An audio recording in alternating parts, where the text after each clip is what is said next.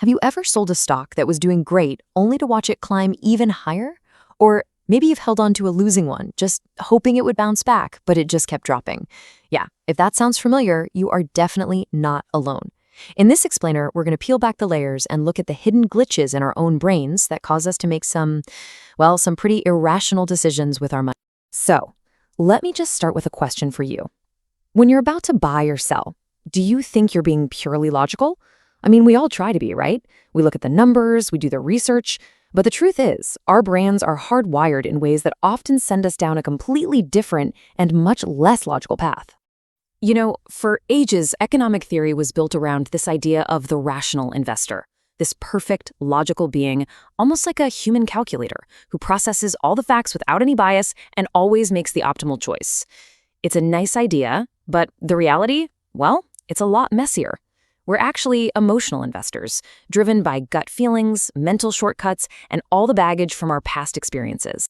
And hey, this isn't just a hunch. Researchers have known for a long time that the real world just doesn't fit that neat, rational model. This quote says it all, really. The old logical framework just can't explain why the market, and all of us in it, act the way we do. So, if that model's broken, what can explain it?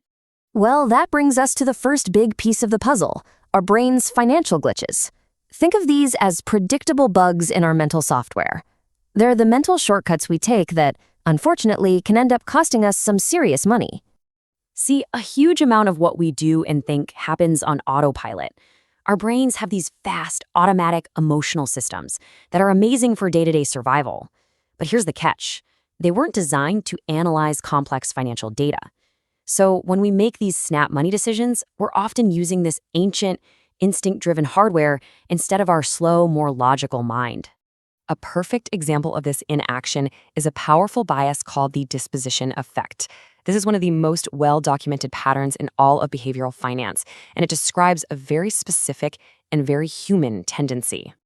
To put it really simply, we love to lock in a win. It feels good, so we sell our successful investments way too soon just to get that rush. But on the flip side, we absolutely hate admitting we made a mistake, so we cling to our losing investments, just hoping they'll turn around, long after we probably should have cut our losses. Does that hit a little too close to home? And the disposition effect is really just the tip of the iceberg. Our brains have a whole toolkit of these glitches. For instance, there's conservatism, which is when we cling to our original belief about a stock, even when tons of new data comes out telling us we're wrong. Then you've got availability bias. If you just saw a scary headline about a market crash, your brain suddenly thinks another crash is way more likely than it actually is. And of course, there's anchoring, where the first number you see, like a stock's all-time high, gets stuck in your brain and irrationally colors every decision you make about it from then on. But these biases are only half the story. The next piece of the puzzle is something even deeper, and that's memory. It turns out our financial choices are profoundly shaped by our past, but probably not in the way you'd expect. I love this metaphor. We usually think of our memory like a library, right? We just go and pull up an old file. But it's much more accurate to think of it like a stage. All of your past experiences are there, waiting in the wings. And current events act like spotlights that shine on a specific memory, bringing it, and all the emotions that came with it, right back to center stage. This is actually a real thing called retrieved context theory. What it suggests is that a single cue in the present, like a scary market headline, can make your brain retrieve the entire context of a past event. You don't just remember the 2008 financial crisis as a fact. You emotionally jump back in time and start to feel the same fear and uncertainty you felt back then. And this creates a really powerful and kind of scary feedback loop. So you see a small loss in your portfolio today. Your brain's spotlight immediately shines on a past crisis. You re-experience all that old fear, which then reinforces the connection in your brain between any loss and total disaster. So the critical thing to get here is your own thoughts and memories become the very data you use to make future decisions, which can create this self-perpetuating cycle of fear.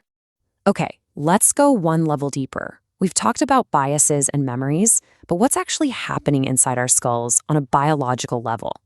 Let's take a look at the raw neurology of one of the most powerful financial emotions, greed. When we talk about greed in the market, we usually picture someone taking these huge, reckless risks, right? But what does greed actually look like from a neuroscientific perspective? The answer, it turns out, is pretty surprising. So check this out. The common idea is that greed is this overwhelming desire for more reward, more risk. But the neural reality is that greed isn't really about an intense desire for gain. It's actually about a weaker emotional response to potential losses. People with higher greed personality traits don't actually crave winning more than the rest of us. They just fear losing a whole lot less. Specifically, a 2019 fMRI study actually pinpointed the spot in the brain where this happens. For most people, a region called the medial orbitofrontal cortex acts like a risk alarm. It lights up when we think about a potential loss, giving us that gut-wrenching feeling that stops us from making a really dumb bet.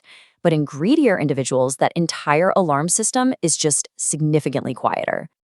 To put a number on it, for the average person in this study, the pain of losing, say, $100, felt about 1.5 times worse than the pleasure of gaining $100. This is called loss aversion. But for someone with a quote-unquote greedy brain, that ratio is much closer to 1 to 1. This lets them take risks that would feel absolutely terrible to the rest of us. So greed isn't about wanting more, it's about feeling less of the pain that keeps most of us in check. Okay, so our brains are full of these glitches, powerful memories, and some pretty weird wiring. Are we just doomed to make bad choices forever?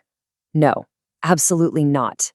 Now we get to the good part, some practical tools you can use to work with your brain, not against it. The biggest takeaway here is that you can't just delete these deep-seated biases. They're part of how we're built.